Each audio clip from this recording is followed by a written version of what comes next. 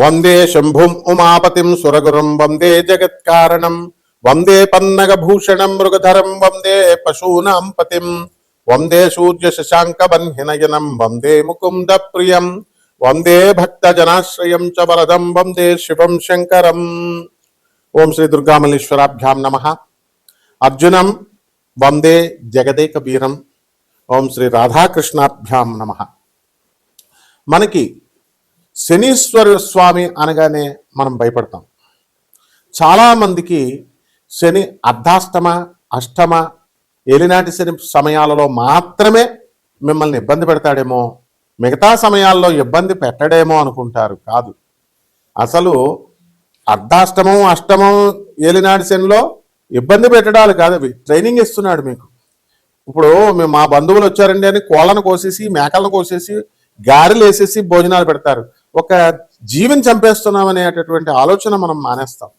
వచ్చినటువంటి చుట్టాలకి మనకు పాపం వస్తుంది, మనం ఈ కోళ్ళని మేకలను కోయడం వల్ల అనేటటువంటి స్పృహ లేకుండా తెగిచ్చేసి బంధువులందరికీ కూడా వాళ్ళని సంతోష పెట్టడం కోసం మీరు కోళ్ళని మేకలు విందు భోజనాలు మంచి మందు కింద పెడతారు. కానీ మీకు ఏ ఏలినాటి శని ప్రభావం వలన, అర్ధాష్టమ శని ప్రభావం వలన, లేకపోతే అష్టమ శని ప్రభావం వలన పెరాలసిస్ వచ్చినా, లేకపోతే పోలీస్ స్టేషన్లో పడినా, కోర్టు కేసుల్లో వచ్చినా ఈ బంధువులు రారు అని చెప్పడమే ఈ ఏలినాటి శని సమయాల్లో ఈ శనీశ్వరుడు మీకు నేర్పించే గుణపాఠం. మీ స్నేహితులతో మీరందరూ కూడా కాలేజీలకు డొమ్మాలు కొట్టి పిల్లల సినిమాలకి, అలాగే చదువుకోండిరా బాబు అని పంపిస్తే గర్ల్ ఫ్రెండ్స్తో తిరగడాలు, ఎక్కడ పడితే అక్కడికి గుళ్ళు గోపురాలు, ఈ మధ్యన కొత్త బ్యాచీలు తయారైనవి, ఇట్లా రకరకాలుగా వెళ్ళేటటువంటి వీళ్ళందరికీ కూడా ఈ స్నేహితులు నీకు అక్కడకు రారు అని చెప్పడమే శనీశ్వరుడి యొక్క డ్యూటీ ఈ సమయాల్లో. మరి మిగతా టైంల్లో ఏమండి మాకు అర్ధాష్టమం లేదు, అష్టమం లేదు, ఏలినాటి శని లేదు, మిగతా టైంలో శని ఇబ్బంది పెట్టడా అంటే ప్రతిసారి ఇబ్బంది పెడతాడు. అలాగే ఆ ఇబ్బందిలో ఒక క్రమశిక్షణ నేర్పిస్తాడు. మీరు ఎందుకంటే శనీశ్వరుని అంటారు? మీరు అసలు మీరు చేసుకున్న కర్మకి ఫలితం ఇస్తాడంతే. అంటే మీరు పూర్వజన్మలో జన్మ పరంపరలో 84 లక్షల జన్మలు ఎత్తొచ్చారు. ఆ జన్మల్లో పాపాలు చేశారు, ఇస్తున్నాడు కష్టాలు, సుఖాలు చేశారు, ఇస్తున్నాడు మంచి సుఖాలు ఇస్తున్నాడు శుభాలు చేస్తే, మంచి పనులు చేస్తే. అది అంతేగాని శనీశ్వరుడిని ముట్టుకోకూడదు. శనీశ్వరుడికి అభిషేకం చేసినప్పుడు అస్సలు ముట్టుకోవద్దు. నెక్స్ట్ ప్రదక్షిణాలు చేసేటప్పుడు నవగ్రహాలను ముట్టుకోవద్దు. తర్వాత ఈ యొక్క శనీశ్వరుడు కాలు గడిగేసుకోండి. అభిషేకం చేసిన తర్వాత శనీశ్వరుడికి అక్కడ మందపల్లిలో అయితే ఇంకా దారుణంగా స్నానాలు చేసేసి నల్ల గుడ్డలు అక్కడే వదిలేసి, నువ్వు వేసుకొచ్చిన ప్యాంటు షర్టు వదిలేసి వెనక్కి తిరిగి చూడకుండా వెళ్ళిపోవడం. ఎవర్రా మీరు అంతా పండితులరా, బోకునా కొడకల్లారా? ఇదిరా మీరు శనీశ్వరుడి గురించి చెప్పేది? ప్రజలకు ఎలాగూ బుద్ధి లేదు, పామరులకి చెప్పేటటువంటి మీకన్నా ఉండాలి కదా బుద్ధి. అంటే మిమ్మల్ని గౌరవించాలా? మిమ్మల్ని నేను ఇలా పనులు చేసి శనీశ్వరుడిని అవమానిస్తున్నారు. శనీశ్వరుడు ఏమన్నా అంటరాని వాడు అనుకుంటున్నారా మీరు? మీరు తప్పులు చేసి, మీరు బోకు పనులు చేసి, మీరు వ్యభవ పనులు చేసి మీ కర్మలకు పెరాలసిస్ ఇస్తే శనీశ్వరుడు దేవుడు చేయలేదు. ఏంట్రా దేవాలయాలకు వెళ్ళిపోతే అయిపోద్దా? ఎవడు వెళ్ళమన్నాడు అసలు దేవాలయాలకు మిమ్మల్ని? దేవాలయాలు ఎందుకు పెట్టారు? మత ఐక్యత కోసం, కుల ఐక్యత కోసం. ఓ పంతులు గారు బతుకుతాడా, బయట ఉన్న చెప్పులు స్టాండ్ వాళ్ళు బతుకుతారు, పూల షాపులు బతుకుతారు, ఇందుకే పెట్టారు మీకు. అంతేగాని దాన్ని పండితుల డ్యూటీ అది చెప్పాలా? అబ్బో గుడిలోకి వెళ్ళి ప్రదక్షిణాలు చేసేస్తే వైబ్రేషన్స్ వచ్చేస్తాయి, షర్ట్ ఇప్పేసి మళ్ళీ ఎక్స్ట్రాలు షర్ట్ ఇప్పేసి ప్రదక్షిణాలు. దానికి నేను కూడా చెప్పాను. కానీ ఏంటి, ఎలక్ట్రోమాగ్నెటిక్ వేవ్స్ వచ్చేస్తాయి, బాడీ పర్సీవ్ చేసుకుంటుంది, బాడీ తీసుకుంటుంది, నెగిటివ్ పోతుంది, పాజిటివ్ వచ్చేస్తుంది. చెప్తాం, అది డ్యూటీ అది. అలాగే పంతులు డ్యూటీ పంతులు చేస్తాడు. పంతులు బతుకుతాడు, ఈ అమ్ముకునేటటువంటి వాళ్ళు బతుకుతారని పెడతారు దేవాలయాలు. అక్కడికి వెళితే మీ డ్యూటీ మీరు చేయకుండా వాడు ఏంటంటే స్పెషల్గా ఉండాలా, యునిక్గా ఉండాలని శనీశ్వరుని ముట్టుకోకు, శనీశ్వరుని అక్కడే బట్టలు వదిలేసాయి. బట్టరా మీరు, మీకు వస్తుందిరా పక్షపాతం ఇలా చెప్తే. So be careful while preaching all this non sense.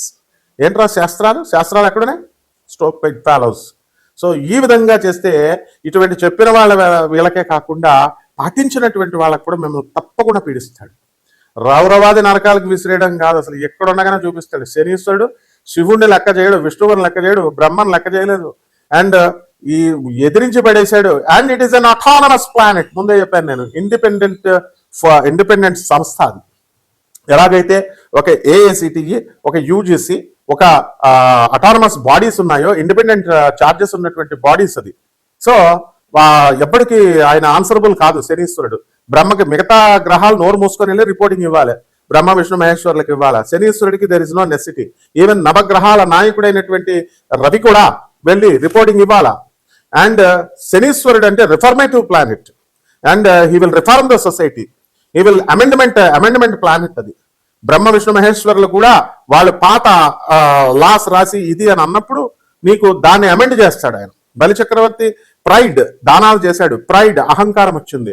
అదే అప్పుడు ఏం చేశాడు, విష్ణుమూర్తిలో దూరి ప్రైడ్ అనేటటువంటి దాని వల్ల గొప్ప నేను దానం చేస్తున్నాను, చాలా మంది దానం చేస్తారు, మంచిది, అంతవరకు బాగుంది. మీ పిల్లలు చెప్పాల్సిన అవసరం ఏంటా, ఇంటికి వెళ్ళి మీ ఫ్రెండ్స్ గొప్ప చెప్పాల్సిన అవసరం ఏంటి అసలు? మీరు ఈ కుడి చేత్తో చేసిన దానం ఎడం చేత్తకి తెలియకూడదు, దానికి గుప్త దానం అంటారు. గుప్త దానం అంటే పేదోడికి అన్నం పెట్టారు. తిరుపతిలో హుండీలో మాత్రం అది కిరీటం వేసాడు, లేకపోతే కట్టలు వేసాడు అంటాడు. దేవస్థానం ఏం చేస్తుంది, చెప్పుద్ది రా మళ్ళీ ఇంకొకటి వస్తాడని ప్రచారం చేసుకుంటారు. This is not the way. ఏం పేద ప్రజలు కనపట్లేదా నీకు, వికలాంగులు కనపట్లేదా, అనాథలు కనపట్లేదా, తర్వాత సాధు సత్పురుషులు కనపట్లేదా? సాధువులు వాళ్ళకి 10 రూపాయలు అయ్యో కానీ దేవాలయాల్లో వేస్తావు. ఇది దీనికి ప్రవచనకారులు చెప్తా ఉంటారు. ఏంటి, వెళ్ళిపోండి దేవాలయాలకు, వెళ్ళిపోండి కర్మలు పోద్ది. వీళ్ళ కర్మలే పోవు, వీళ్ళ పిల్లలే సగం మంది వదిలిపడేశారు. వీళ్ళ కుటుంబాలనే వికలాంగులు, వాళ్ళు వీళ్ళు మతిస్థిమితం లేనటువంటి వాళ్ళు వీళ్ళందరూ ఉన్నారు. అంటే చెప్తే శనీశ్వరుడు మరి ఊరుకుంటాడా, ఇస్తాడు. కాబట్టి ఒళ్ళు దగ్గరెట్టుకొని చెప్పాలి ఎవడు చెప్పినా సరే.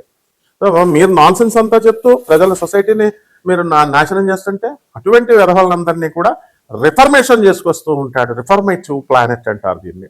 కాబట్టి శనీశ్వరుడు ఎవరికి భయపడ్డు.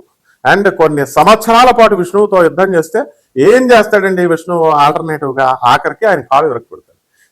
శివుడు అంశ అండి శనీశ్వరుడు అంటే. రిఫర్మేషన్ ఇచ్చారు ఆయనకి, దండం పట్టుకున్నాడు ఆయన. కాబట్టి తోలు తీసేస్తాడు. ఇంకెప్పుడు అలాంటివి కానీ చెప్పకండి, ఇలాంటి నాన్ సెన్స్ అంతా చెప్పకండి. ఇప్పటికైనా తోటి మీరంతా మా గురువులు, మా చక్కగా మిమ్మల్ని పండితులను గౌరవించాలా. If you tell like this definitely I will condemn all this bloody non sense.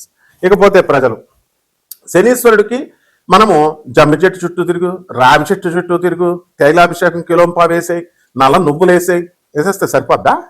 మా గురువు గారు గరికపాటి నరసింహారావు గారు చెప్పలేదా? ఇలా కాదు, చాగంటి గారు కూడా గుప్తంగా చెప్తారు, డీకోడెడ్ లాంగ్వేజ్లో చెప్తారు. ఇది కాదు నాయన, మానవ సేవ చేసుకోండి, ప్రజలకి సేవ చేయండి. ఇది మానవ సేవే మానవ. అది మనకి నచ్చదు. 2 లక్షలు ఎట్టి హోమం చేసేస్తామంటే ఇచ్చేస్తారు. అది 10 రూపాయలు ఎవరా వికలాంగులకి, అనాథ పిల్లలకంటే ఎవరు చేతులు రావు. సో అలాగే మహాలక్ష్మి తల్లి యొక్క అనుగ్రహం కావాలండి మనకి. మహాలక్ష్మి తల్లి అనుగ్రహం అంటే మనకి మనం శుభ్రంగా ఉండడం అంటే బయట సెంట్లు వేసేసుకోవడం, స్నానాలు చేసేయడం, కొత్త బట్టలు వేసేయడం, శుభ్రవస్త్రాలు వేసేయడం, పెర్ఫ్యూమ్స్ వేసేయడం, రూమ్ నిండా పెర్ఫ్యూమ్స్ వేసేయడం, గంటకి దులిపేయడం. చాలా మంది చూడండి ఇళ్లలో కడిగేస్తా ఉంటారు, ఎప్పటికప్పుడు సోఫాలు దులిపేస్తా ఉంటారు, గుడ్డ కట్టేలా దులిపేస్తా ఉంటారు. ఓకే, గుడ్ అది. కానీ వాట్ అబౌట్ యువర్ హార్ట్? నీ చుట్టాలు నువ్వు చూసావా? పేదవాళ్ళని నువ్వు చూసావా? అక్యుములేషన్ ఆఫ్ వెల్త్ కాదు, డిస్ప్రపోర్షనేట్ ఆఫ్ అసెట్స్ క్యాష్లో ఇరుక్కుపోతారు మీరు. లంచాలు తీసుకుంటారు, ఎందుకు? ఏం ప్రయోజనం? అవి బీరువాల్లో దాస్తారు కట్టలు, ఏం ప్రయోజనం అవి? రాజు అంటే గవర్నమెంట్ అన్నా తీసుకెళ్ళిపోద్ది, ఇన్కమ్ ట్యాక్స్ డిపార్ట్మెంట్ అన్నా తీసుకెళ్ళిపోద్ది, లేదా దొంగలన్నా దొబ్బేస్తారు. కాబట్టి ఎట్టి పరిస్థితుల్లో కూడా ఇదంతా కూడా పేదవారికి ఖర్చు పెట్టాలా. అదే PROUT philosophy, progressive utilization theory Anandamurti garu ఇచ్చారు. ప్రభాత్ రంజన్ సర్కార్ ఆనంద్ మార్గాశ్రమం గురువు గారు ఇచ్చారు. ఆ కాన్సెప్ట్ మీద వర్క్ చేశాడు doctor Ravi Batra, south Methodist university professor, టెక్సాస్లో, యుఎస్ఏలో. ఆయనకి నోబెల్ ప్రైజ్ వచ్చింది. కావాల్సి నేను చెప్పింది గూగుల్ చేసి చూసుకోండి. 1993 doctor Ravi Batra Nobel prize winner in economics అని కొట్టండి. అది చేయాలా, అప్పుడు లక్ష్మీదేవి వస్తుంది. అంతేగాని లక్ష్మీదేవి ఎప్పుడు వస్తుందనైనా చాలా మంది చూడండి వ్యాపారాలు చేసేవాళ్ళు కూడా లక్ష్మీదేవి రావట్లేదండి అంటారు. ఆర్థిక ఇబ్బందులు ఉన్నాయి. నువ్వు పెద్ద ఆఫీసర్ జాబులు చేస్తున్నా సరే ఆర్థిక ఇబ్బందులు ఉన్నాయి. ఇండస్ట్రియలిస్టు ఆర్థిక ఇబ్బందులు అంటాడు. అరే బాబు, మీ అందరికీ ఆర్థిక ఇబ్బందులు ఉంటే పేదోడు 10,000 రూపాయల జీతంతో బతికేటటువంటి చిన్న ఉద్యోగులు లక్షల కోట్ల మంది ఉన్నారు. వాళ్ళకి ఎలా ఉంటాయి? వాళ్ళు అన్నారంటే ఒక అర్థం ఉంది. నీకేంట్రా, నీకెందుకు అసలు ఆర్థిక ఇబ్బందులు? ఇవన్నీ ఎందువలనంటే లావిష్నెస్, లగ్జరీస్, వీటికి అలవాటు పడ్డారు. కంఫర్ట్స్, ఏసీ లేనిదే నిద్రపోరు. ఇంతకుముందు ఏసీ లేనప్పుడు ఏం చేశారు? ఎలా పడుకున్నారు మీరు? ఏసీ లేనిదే కారులో బయటకు వెళ్ళారు, కారు లేనిదే అడుగు పెట్టారు బయటికి. ఇవన్నీ కూడా బాగానే ఉన్నాయి. అక్కడ శనీశ్వరుడు కౌంట్ చేస్తూ ఉంటాడు. కరెక్ట్గా ఎప్పుడైతే పేదవాళ్లకు నువ్వు చేయలేదో పెరాలసిస్ ఇచ్చేస్తాడు. ఎప్పుడైతే నువ్వు పేదవాళ్ళకి చేయలేదో హార్ట్ అటాక్లు ఇచ్చేస్తాడు. చూడండి కావాల్స్తే మీరు బాగా ధనవంతుల జీవన శైలిని బాగా గమనించండి. పడక్ మన మధ్యలో పోతాడండి 40 రాకుండానే. ఆడెంత పెద్ద క్రీడాకారుడైనా, ఆడెంత పెద్ద సినిమా హీరో అయినా, మకర రాశి, ముఖ్యంగా మకర రాశి వారికి భార్యాభర్తల మధ్య చాలా పోరాటాలు జరుగుతున్నాయి. అండ్ కోర్టులకు వెళ్ళడం జరిగింది. కోర్టుల్లో మనకి చుక్కెదురు అనేటటువంటి పరిస్థితులు కనబడతా ఉంటాయి. కేసు కూడా ఇంకా ముందుకు వెళ్ళడం లేదనేటటువంటి అసంతృప్తితో మీరంతా కూడా ఈ వారంలో ఈ యొక్క మొత్తం సంవత్సరంలో ఉండడం అనేటటువంటి జరుగుతాయి. 2026 సంవత్సరంలో కూడా. ఇకపోతే వివాహాల దగ్గరికి వచ్చేసరికి వివాహాలు అనేటటువంటి బాగా పెరుగుతాయి. ఆదాయాలు కూడా ఆల్రెడీ ప్రమోషన్స్ వచ్చేసినాయి. మీకు ఆల్రెడీ ఉద్యోగాల్లో ఉన్నారు చాలామంది. అయితే ఈ మకర రాశి వారికి అందరికీ కూడా అష్టమ కేతుగ్రహ ప్రభావం వలన విపరీతమైనటువంటి ఈ యొక్క ప్రాబ్లమ్స్, డిప్రెషన్స్ ఇలాంటివన్నీ కూడా రావడానికి అవకాశాలు ఉన్నాయి.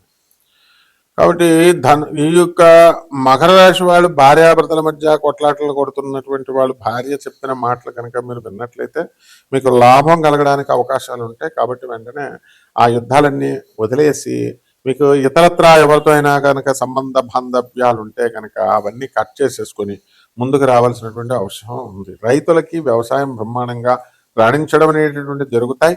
అండ్ చేపల బెస్తల సముద్ర తీరాలలో ఉన్నటువంటి బెస్తవారు ఎవరైతే ఉన్నారో అటువంటి వాళ్ళకందరికీ కూడా పడ్డం జరుగుతాయి చేపలు ఇవన్నీ కూడా. అయితే వర్షాలు అధికంగా ఉంటాయి కాబట్టి ఈ కారణంగా ఉన్నాయి కూడా ఇప్పుడు. కాబట్టి మనము బెస్తవారు కాస్త సముద్ర తీరాలలో ఉన్నటువంటి వాళ్ళంతా కూడా మత్స్యకారులు చాలా జాగ్రత్తగా కాషన్స్ తీసుకోవాల్సినటువంటి అవసరం.